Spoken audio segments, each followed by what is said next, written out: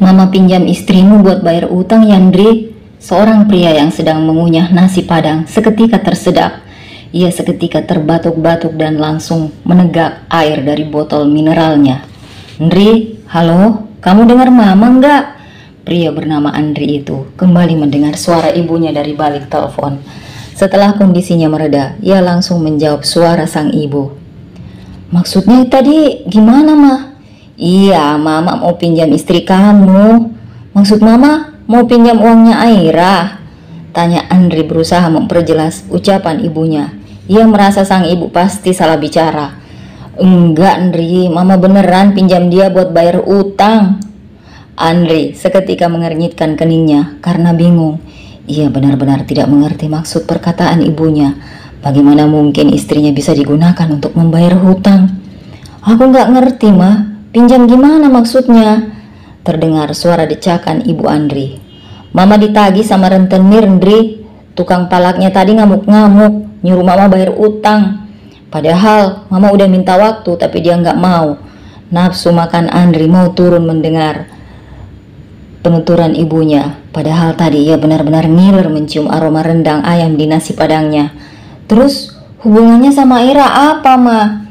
Dia ngasih penawaran lain, katanya utang mama bisa aja dianggap lunas, tapi harus dibarter sama adik kamu. Hah? Dibarter gimana maksudnya, mah? Tanya Andri lagi dengan perasaan yang mulai tidak enak. Ya adik kamu harus tidur sama si tua bosnya Kang Palak itu. Hah? Ya jangan gitu dong, mah. Jangan mau, suruh Andri kaget. Kalau saja ia sedang berbicara dengan ibunya, pasti sudah terlontar bermacam-macam jenis hewan dari mulutnya. Makanya mama pinjam istrimu ya buat gantiin adikmu. Andri seketika terdiam. Ia memang tidak rela kalau sampai si bos rentenir bajingan itu meniduri adik perempuannya. Namun bagaimana mungkin ia mengorbankan istrinya untuk menyelesaikan utang piutang tersebut. Dia sendiri bahkan belum merasakan kenikmatan tubuh istrinya tersebut. Gimana, Andri? Mau kan? Desak ibu. Andri seketika berdecak kesal. Tapi mah, aku bahkan belum nyentuh Aira sama sekali. Lagian mama udah gila ya. Dia istriku, mah. Nah, kebetulan kalau gitu. Tadi Kang Palak itu kekeh tetap mau adik kamu yang perawan. Bagus kalau istri kamu masih perawan juga. Jadi dia nggak bisa nolak. Andri benar-benar speechless mendengar ucapan sang ibu. Pantas saja sejak awal ia merasa ibunya kurang sreg karena ia memilih Aira sebagai istrinya. Mama mohon, Dri, ini anak buah rentenir itu masih di sini. Dia mau ngambil adik kamu hari ini juga. Tolong selamatin adik kamu. Mama nggak mau masa depan dia rusak, Dri. Ibu Andri mulai memohon-mohon dengan nada sedih dan seperti ketakutan. Andri mengusap wajahnya gusar. Ia mengelompat kasar dalam hati. Ia mengumpat kasar dalam hati, bisa-bisanya ia diberikan pilihan antara adik atau istrinya seperti ini. Jelas ia tidak akan membiarkan adiknya di bawah rentenir itu. Namun, haruskah ia mengorbankan Aira? Sial sekali, padahal dari kemarin Andri sudah tidak sabar ingin merasakan kehangatan tubuh Aira. Sayang sekali sebelum ia pergi keluar kota, mereka belum sempat melakukan itu. Tapi Aira juga istriku satu-satunya, mah, gumam Andri. Apa kamu rela masa depan adik kamu rusak, Andri? Ingat, dia adik kamu satu-satunya. Dia harapan kita untuk mengangkat derajat keluarga kita. Adik kamu calon dokter, Andri. Kamu sadar itu kan? Andri menghela napas panjang. Tentu saja ia menyadari semua itu. Hanya saja mengapa harus istrinya yang menjadi sasaran? Mah, apa nggak ada solusi lain? Solusi apa? Gini aja, kamu pulang. Punya bawa uang, bayarin utang mama. Ibu Andri bertanya balik dengan nada menantang. Memangnya berapa, mah? Andri seketika terbelalak mendengar nominal yang disebutkan ibunya, yaitu 100 juta. Gila ya, mah. Mana punya aku uang segitu? Ya udah, berarti cuma istri kamu satu-satunya jalan keluar. Tapi mah, Andri masih saja memasang wajah keberatan. Ia kesal bukan main kepada ibunya. Udah ya, Andri, nggak apa-apa. Cuma dipakai sekali aja kok. Ma, atau kamu lebih suka adik kamu yang dipakai si rentenir tua itu? Ya enggak, Ma. Berarti kamu setuju ya? Andri menggebrak meja dengan kesal, merasa buntu bagaimana harus menyelesaikan permasalahan tersebut. Tapi kan Aira juga belum tentu mau, mah. Untuk urusan itu biar mama yang atur, Ndri. Pokoknya kamu setuju dulu aja ya, demi adik kamu. Udah, gak usah banyak mikir deh. Gak ada yang namanya mantan adik.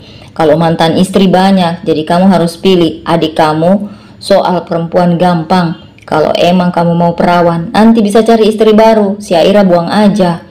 Andri lagi-lagi dibuat speechless dengan ucapan ibunya. Mau tak mau harus diakuinya apa yang dikatakan sang ibu itu benar. Ia harus memilih adik perempuannya daripada sang istri. Hanya saja ia masih tidak rela karena sebenarnya masih ingin menjadi yang pertama untuk Aira. Aku belum tahu, waktu mama gak banyak, Ndri. Si tua itu masih menungguin keputusan mama. Udah dulu ya. Tapi ma. Andri seketika mengumpat kasar karena sambungan telepon terputus begitu saja. Sementara itu Ibu Andri langsung tersenyum lega setelah mematikan sambungan telepon. Ia sebenarnya berbohong dengan mengatakan anak buah rentenir tersebut masih berada di sana, padahal pria itu sudah pergi sejak tadi. Ibu Andri kemudian menghubungi nomor telepon rentenir. Baiklah, kami setuju Pak Juragan, ucapnya. Si pria yang dipanggil Juragan terdengar tertawa puas. Ia kemudian mengirimkan alamat hotel sekaligus nomor kamar yang nantinya harus didatangi oleh istri Andri. Oke, balas Ibu Andri sambil tersenyum penuh arti. Keesokan harinya, Ibu Andri langsung menyambut sang menantu yang baru pulang dari pasar. Ia memasang wajah ceria dan membantu wanita tersebut membawa barang-barang ke dapur. Mantu mama yang cantik udah pulang, kamu pasti capek kan? Sini, mama bantuin bawain barangnya, ucap Bu Andri. Aira yang mendapat perlakuan super baik dari mertuanya hanya bisa tersenyum bingung dan pasrah seakan baru kali ini Ibu Andri memperlakukannya sebaik dan seramah itu. Gak apa-apa ma, aku bisa sendiri. Jangan dong, kamu pasti capek kan? Itu tadi mama udah bikinin es lemon tea buat kamu, diminum ya. Aira lagi-lagi memasang wajah bingung. Kalau kamu udah gak capek, siap-siap ya, mama mau ajak kamu facial buat persiapan nanti malam. Facial? Nanti malam? Memangnya nanti malam mau ada apa mah? Itu, Ibu Andri tampak agak gugup. Ia tidak mungkin berkata terang-terangan soal rencananya tentang Aira. Ada deh, pokoknya kamu siap-siap aja dulu ya. Aira benar-benar bingung dibuat sang ibu mertua. Namun ia juga tidak bisa menolak saat wanita tersebut benar-benar membawanya keluar untuk melakukan perawatan wajah. Sejak pulang, wanita separuh baya itu langsung menyuruh Aira mandi sebersih mungkin karena hari sudah menjelang malam. Aira hanya bisa menurut walaupun masih diliputi kebingungan. Ia mandi sebersih mungkin sesuai permintaan sang ibu mertua. Setelah keluar dari kamar mandi, ternyata Ibu Andri itu sudah menunggunya dengan pakaian rapi. Mama, ada apa? Ini kamu pakai gaun ini ya. Kita mau kemana ma? Kita mau pergi ke acara arisan elit. Udah buruan dipakai, gak usah dandan. Nanti dandannya di salon aja. Aira menurut. Setelah sang ibu mertua keluar dari kamarnya, ia langsung mengenakan gaun tersebut. Tanpa berdandan, ia pun keluar dan mendapati Ibu Andri sudah menunggunya dengan sebuah high heels di tangan. Kamu ini ya? Aira lagi-lagi hanya bisa menuruti permintaan sang ibu mertua. Walaupun sebenarnya ia risau karena tidak terbiasa mengenakan high heels. Mereka benar-benar pergi ke sebuah salon. Di sana Aira didandani secantik mungkin. Ia sebenarnya heran karena biasanya sang ibu mertua selalu mengeluh tentang keuangan dan memintanya untuk berhemat. Tapi tumben sekali wanita parubaya itu mau mengeluarkan uang untuk mendandaninya seperti itu. Walaupun bingung, sebenarnya Aira diam-diam senang dengan sikap ibu mertuanya. Mungkin ini adalah permulaan hubungan yang lebih hangat untuk mereka berdua. Ia akan lebih senang kalau ternyata memang ada surprise dari Andri. Namun, kalaupun memang murni hanya pergi arisan, Aira tetap merasa senang. Setelah selesai didandani, malam itu juga Aira diajak pergi ke sebuah hotel. Setibanya di lobi, Ibu Andri tiba-tiba berhenti. Kenapa, Ma? Duh, Mama kelupaan sesuatu, Ra. Kamu duluan aja ke sana ya. Nih, tolong bawa bingkisan ini punya temennya Mama, namanya Tante Monik. Kamarnya nomor 32 ya, ucap Bu Andri yang terlihat seperti orang terburu-buru. Enggak barengan aja mah, Gak usah, barangnya udah ditungguin itu. Mama gak lama kok, kamu duluan aja ya.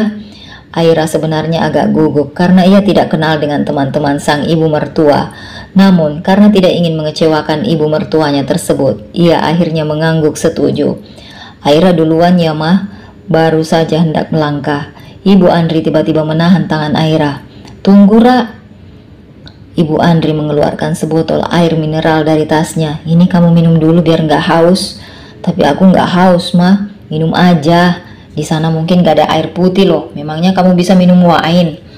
Aira sebenarnya tidak sedang haus, tetapi demi menjaga mood ibu mertuanya yang sedang baik, ia pun menurut dan meminum air dari botol tersebut.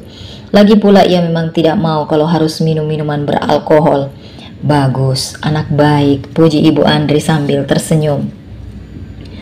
Aira ikut tersenyum, namun ia mulai merasa ada sesuatu yang janggal dan tidak beres dengan tubuhnya. Kepalanya agak pusing setelah meminum air tersebut. Ya udah, kamu pergi duluan, Ge. Iya, mah. Aira mulai melangkah dengan pandangan yang tidak mulai fokus. Tubuhnya terasa ringan, ia berjalan dengan agak sempoyongan. Tadi nomor, Aira agak lupa nomor kamar tadi disebut Ibu Andri, namun begitu melihat kamar nomor 23, ia merasa tadi Ibu Andri menyebut nomor tersebut. Ia berjalan menuju kamar itu dan langsung mengetuk pintunya. Tak lama kemudian, pintu kamar itu terbuka namun tak ada yang menyambut. Wanita itu melangkah kaki memasuki ruangan yang ternyata remang-remang tersebut. Tante Moni, panggil Aira. Aira benar-benar bingung karena sepertinya tak ada orang di ruangan tersebut. Apa jangan-jangan ia salah masuk ruangan? Aira ingin keluar dari kamar itu dan memastikan ia tidak salah memasuki kamar. Ia membalikkan tubuh sambil memegang kepalanya yang semakin nyut-nyutan. Saat itulah ia tersentak kaget karena ada seseorang yang menepuk pundaknya. Aira kembali berbalik karena mengira orang tersebut adalah Monik, teman ibu mertuanya. Namun, sesuatu yang mengejutkan tiba-tiba saja terjadi. Aira terbelalak dan terpaku di tempat. Bingkisan yang dipegangnya terjatuh ke lantai begitu saja. Seseorang dengan aroma tubuh maskulin telah meminumnya tepat, menciumnya tepat di bibir. Aira melenguh begitu terbangun dari tidurnya. Awalnya, alam bawah sadar wanita itu mengira ia sedang berada di kamarnya. Namun begitu menyadari ada sesuatu yang aneh dengan tubuhnya, Aira langsung tersentak dan membuka mata. Suasana kamar yang remang-remang menyambut Aira. Hawa dingin dan asing membuatnya sadar ia tidur tanpa mengenakan baju. Aira refleks menyentuh wajah dan tubuhnya. Wanita itu seketika terbelalak, menyadari kondisinya. Pergerakan Aira yang tiba-tiba membuatnya menyadari bahwa tubuhnya tak hanya lengket, tapi juga terasa sakit, terutama di bagian bawah sana. Aira tentu saja kebingungan dan bertanya-tanya dalam hati, apa sebenarnya yang terjadi? Ia sempat mengira dirinya hanya bermimpi, tapi rasa sakit di tubuhnya terasa begitu nyata. Penglihatan wanita itu mulai terbiasa dengan keremangan kamar, sehingga ia sedikit bisa melihat ruangan tersebut. Ia semakin bingung begitu menyadari dirinya benar-benar berada di tempat asing. Di mana ini? Kok aku ada di sini? Suara dengkuran halus dari sebelahnya membuat Aira terkesiap dan terbelalak. Ia langsung menoleh ke arah suara. Betapa kagetnya wanita itu karena melihat seorang pria bertelanjang dada berbaring di ranjang yang sama dengannya. Jantung Aira seketika berdetak kencang. Ia mencoba mengenali pria tersebut. Diam-diam berharap kalau orang itu adalah Andri, suaminya. Ia tidak mungkin tidur dengan pria lain, kan? Aira kembali terbelalak saat menyadari dirinya tidak mengenal pria tampan yang masih pulas tersebut. Ia sontak beringsut mundur dan meringis karena rasa sakit dan nyeri di bawah sana semakin menjadi-jadi. Dada Aira bergemuruh. Ia benar-benar tak tahu apa yang sebenarnya sudah terjadi. Bagaimana bisa ia berakhir dengan pria asing itu di sini? Dan pakaian mereka, ya ampun. Aira yang menyadari dirinya juga tak mengenakan baju dan hanya mengenakan bawahan langsung menutupi dirinya dengan selimut. Enggak, ini cuma mimpi. Ayo bangun Aira, mimpinya seram banget, gumam Aira. Sakit, pipinya terasa sakit, yang artinya rasa takut dan panik seketika menyerang Aira. Wanita itu langsung menyibak selimut dan buru-buru turun dari kasur. Namun tubuhnya oleng karena rasa perih di bagian intim di bawah sana kian terasa. Enggak, Nggak mungkin. Aira yang mulai menyadari dirinya kemungkinan sudah tidur dengan pria tersebut tampak ketakutan bukan main. Hati Aira mencelos saat melihat pakaiannya tergeletak begitu saja di lantai. Kini Aira sudah berpakaian lengkap, walaupun masih terlihat berantakan. Ia mendapati tasnya juga tergeletak. Tanpa menunggu lama, ia langsung mengambil tas tersebut dan berlari keluar dari kamar itu. Aira sangat takut. Takut kalau pria yang bersamanya di ruangan itu ternyata orang jahat, dan takut kalau ada orang lain yang melihat aib tersebut. Aira sekuat mungkin menahan tangisnya. Hatinya benar-benar kacau. Ia masih diliputi kebingungan dan ketakutan. Setibanya di luar hotel, Aira tanpa sengaja melihat ke arah tangannya. Disitulah ia melihat ada bercak darah di jari jemarinya. Aira juga menyadari tubuhnya berbau aneh. Walaupun ia tidak terbiasa dengan bau tersebut, tetapi ia bisa menebak kalau itu adalah bau cairan cinta milik pria asing di kamar tadi. Aira mulai menangis, dadanya benar-benar sesak. Ia menahan diri, hancur, hatinya benar-benar hancur. Ia benar-benar sudah ternodai, padahal ia belum sempat malam pertama dengan suami sahnya. Sekarang aku harus kemana? Gimana kalau suamiku tahu kalau aku... Aira tak bisa melanjutkan gumamannya. Tubuhnya kehilangan tenaga. Ia terduduk begitu saja di tembok tepian taman. Wanita malang itu berusaha keras mengingat-ingat kenapa hal mengenaskan itu bisa menimpanya. Namun ia benar-benar lupa. Aira menangis sejadi-jadinya di tempat tersebut karena merasa kotor dan sudah mengkhianati suaminya. Kenapa? Kenapa ini semua harus terjadi? Aira tak tahu apakah dirinya harus menyalahkan Tuhan atau tidak. Hanya saja ia benar-benar tidak bisa menerima apa yang sudah terjadi. Padahal selama ini ia sudah berusaha sekuat mungkin menjaga kesuciannya untuk dipersembahkan hanya kepada suaminya seorang. Namun, mengapa semuanya harus terenggut begitu saja tanpa disadarinya? Setelah lelah menangis dan menyadari dirinya mulai diperhatikan orang-orang yang lewat, Aira akhirnya memutuskan untuk mencari taksi. Akhirnya di sepanjang perjalanan, Aira hanya bisa menangisi nasibnya yang buruk. Aku pasrah. Aira terlebih dahulu merapikan pakaiannya dan mengusap wajahnya. Wanita itu tersentak saat pintu rumah terbuka dengan cepat. Aira bersiap mendengar omelan ibu mertuanya, namun yang terjadi malah di luar dugaannya. Mantu cantik, mama udah pulang. Ayo masuk, langsung istirahat ya. Kamu kelihatan capek banget, ucap Ibu Andri menyambut Aira dengan full senyum. Aira terdiam, masih tak menyangka respon itulah yang akan ia dapatkan. Udah, kamu masuk kamar Gi, istirahat. Hari ini semua urusan rumah biar jadi urusan mama, kata sang ibu mertua sambil mendorong tubuh Aira ke arah kamarnya. Aira benar-benar merasa bingung. Mengapa Ibu Andri tidak marah karena ia tidak pulang semalaman? Wanita itu bahkan tidak menanyakan apapun dan malah menyuruhnya beristirahat. Dalam rasa bingungnya, Aira tetap menurut Ibu Andri untuk masuk kamar. Ibu mertuanya itu terus tersenyum memandangi langkahnya. Sampai akhirnya Aira memasuki kamar. Senyum Ibu Andri langsung berubah penuh arti. Ia benar-benar puas karena ia bisa memanfaatkan menantunya tersebut. Flashback. Ibu Andri tampak mondar-mandir di dekat lobi. Ia menunggu kabar dari si juragan rentenir kalau Aira sudah memasuki kamar. Senyumnya terkembang saat nomor telepon pria tersebut muncul di layar ponselnya. Iya, halo juragan, gimana? Dia udah masuk kamar kan? Tanya Ibu Andri langsung. Apanya yang masuk kamar, ha? Justru gue mau nanya, mana tuh cewek pesanan gue? Kok nggak datang-datang? Ibu Andri tentu saja terkejut. Ia kira Aira sudah sampai di kamar tersebut. Apa jangan-jangan dia salah kamar ya? Sebentar juragan, saya cari dulu anaknya. Wanita parubaya itu langsung berdecak setelah panggilan telepon berakhir. Kemana pula anak itu, nyusahin aja. Ibu Andri langsung berkeliling mencari Aira. Tentu saja ia tidak menemukannya karena sang menantu sudah memasuki sebuah kamar. Melihat gelagat Ibu Andri yang agak mencurigakan, pihak keamanan langsung menghampiri dan bertanya, apa kepentingan wanita tersebut? Duh, begini Pak, putri saya tadi nganterin barang ke hotel ini, tapi sampai sekarang nggak balik-balik. Saya khawatir dia kenapa-napa Pak. Pihak keamanan hotel langsung berinisiatif membantu dengan mengecek CCTV. Wah, ternyata dia salah masuk kamar, Pak. Harusnya ke kamar lain. Kalau begitu terima kasih ya. Biar saya datangi dia sendiri. Keberuntungan berada di pihak wanita tersebut. Pihak keamanan percaya dengan ucapannya dan ia dipersilahkan menjemput sang putri yang sebenarnya adalah menantunya. Benar-benar nyusahin anak ini, disuruh masuk ke kamar 32, malah masuk ke kamar 23. Baru saja hendak menggedor pintu, seseorang tiba-tiba menahan tangan Ibu Andri. Wanita parubaya itu kaget bukan main dan menoleh ke arah orang yang menahannya. "Jangan ganggu," ucap orang tersebut tegas. "Tapi anak saya di dalam. Harus bayar berapa?" "Hah? Maksudnya berapa harga putri Anda itu saya akan bayar?" Ibu Andri tentu sangat terkejut.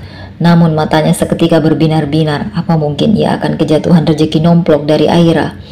Seketika ia tertawa kecil. "Emangnya Anda berani bayar berapa? Putri saya itu masih perawan.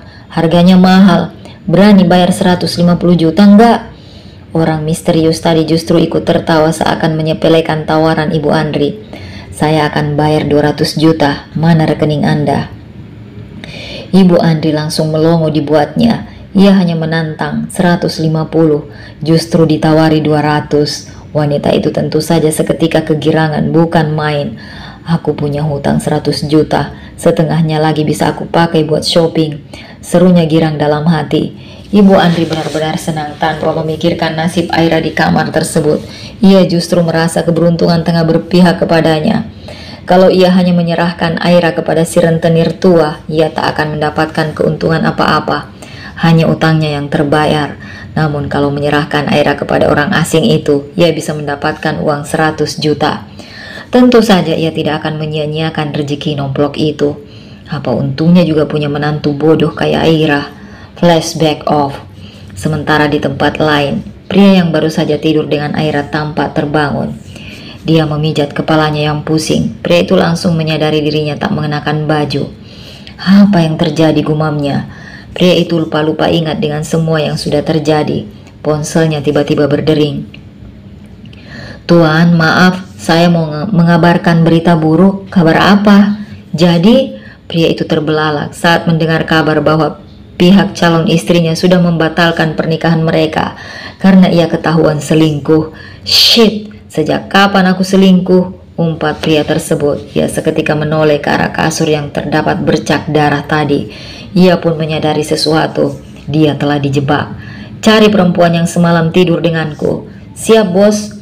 Pria tampan itu tampak gusar saat mematikan sambungan telepon. Tak lama berselang, ponselnya kembali berdering. "Ada apa lagi?" Terdengar suara tawa dari seberang telepon. Pria itu langsung menegang dengan rahang mengeras. Itu adalah suara musuh bebuyutannya. "Bagaimana kado pernikahannya Tuan Kavindra Baskara?" tanya orang tersebut. "Ah, tapi sepertinya sekarang sedang ada yang menangis karena pernikahannya batal," lanjutnya dengan tawa mengejek yang terdengar menyebalkan di telinga Kavindra. Bagaimana? Siapapun yang mendengar suara Kavindra sekarang pasti merasakan aura intimidasi yang menguar dari pria tersebut. Kavindra benar-benar tidak sabar ingin tahu siapa wanita yang semalam tidur dengannya. "Maaf, bos." "Belum apa-apa." Kavindra sudah berdecak kesal. "Apa? Bicaralah yang jelas." "Katanya CCTV-nya rusak semua, bos. Kita kehilangan jejak perempuan itu." Kavindra sontak mengepalkan telapak tangannya. Ngomong kosong apa yang berusaha ia dengar? Bagaimana mungkin semua CCTV di hotel semewah itu bisa rusak? Kavindra yakin musuhnya telah bermain kotor, entah dengan cara membayar pihak hotel atau cara kotor lainnya. "Bayar mereka berapapun, tapi saya sudah periksa CCTV-nya memang rusak, bos." "Sial," Kavindra lagi-lagi berteriak kesal. Sebenarnya tadi Kavindra mendapatkan kiriman foto dari orang asing sialan yang menjebaknya. Namun sayang sekali, potret perempuan dalam foto tak senonoh tersebut seperti sengaja diblur sehingga wajahnya tidak jelas. "Sepertinya ini sudah direncanakan, bos. Saya nggak percaya hotel sebesar dan mewah ini membiarkan CCTV mereka rusak." Kavindra lagi-lagi berdecak kesal. "Iya memang, si bangsat itu dalangnya. Iya sepertinya begitu, bos." "Ah shit, bukannya. Tapi bajingan itu terang-terangan menelpon saya tadi. Sebaiknya sekarang bos temui Nona Jessie dulu untuk menjelaskan semuanya. Kamu nggak perlu ngajarin saya lebih tahu apa yang harus dilakukan. Bukannya mengiyakan ucapan Chandra, Kavindra justru menjawab seperti itu dengan nada gusarnya. Di tempatnya berada, Chandra hanya bisa menghela napas panjang. Sementara itu di tempat yang berbeda, seorang wanita tampak duduk meringkuk di sudut kamar mandi. Wajahnya sembab, matanya dan hidungnya bengkak karena terlalu lama menangis. Perempuan itu tak lain adalah Aira, perempuan malang yang tak bisa berhenti menangisi nasibnya yang buruk. Ia terus berusaha menggosok seluruh tubuhnya dengan kuat, seakan jijik mengingat ada sepasang tangan pria asing yang telah menjamahnya. Sayangnya, semakin ia menggosok tubuhnya, yang Aira rasakan hanyalah rasa sakit. Tak hanya di tubuh tapi juga di hatinya. Perempuan itu merasa apa yang ia lakukan percuma saja. Ia seakan tetap merasakan bekas sentuhan pria itu di tubuhnya. Hancur, hati Aira benar-benar hancur. Ia sudah bertahun-tahun berusaha menjaga diri dari pergaulan bebas, sampai-sampai selalu menjaga jarak dari setiap pria. Tadinya ia begitu bahagia karena berhasil menjaga kesuciannya, sampai akhirnya dipersunting Andri. Naas sekali, sebelum ia sempat merasakan malam pertama dengan sang suami, kesuciannya malah direnggut pria asing terlebih dahulu. Perempuan itu kedinginan. Tadi ia terus mengguyur seluruh tubuhnya.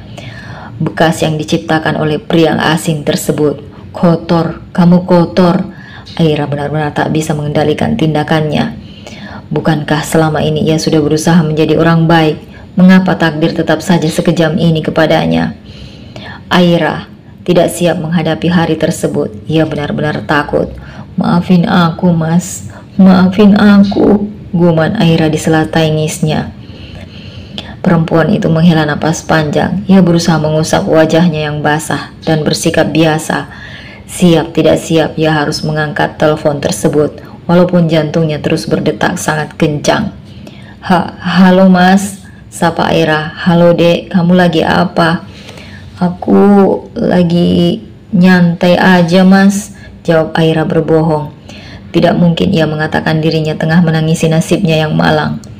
Kok suara kamu bindeng sih? Kamu habis nangis Dek atau lagi pilek?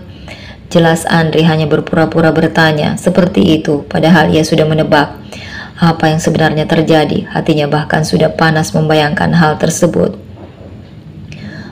Aku cuma lagi masuk angin Mas. Nada bicara Aira semakin membuat Andri yakin kalau dugaannya benar. Ibunya benar-benar menggunakan Aira untuk membayar utang ratusan juta tersebut. Mas, kok diam? Oh iya, sekarang kamu istirahat aja kalau emang lagi gak enak badan. Mas, ada apa nelpon aku? Mas cuma mau ngabarin, Mas baru bisa pulang sebulan lagi. Aira tak tahu bagaimana perasaannya mendengar kabar tersebut. Di satu sisi, ia agak lega karena sejujurnya ia benar-benar belum siap. Kalau sampai Andri tahu, ia butuh pelukan seseorang untuk menenangkannya. Ia butuh Andri, ia butuh pundak pria itu dan menangis sepuasnya di sana. Oke Mas, hati-hati di sana ya. Iya, udah dulu Dek, Mas matikan teleponnya ya. Di tempat berbeda, Andri tampak memasang wajah kalut. Ia benar-benar yakin kalau Aira sudah dijamah pria lain. Memikirkan hal itu sungguh membuatnya tidak nyaman. Tring, Andri terkesiap saat menerima sebuah SMS.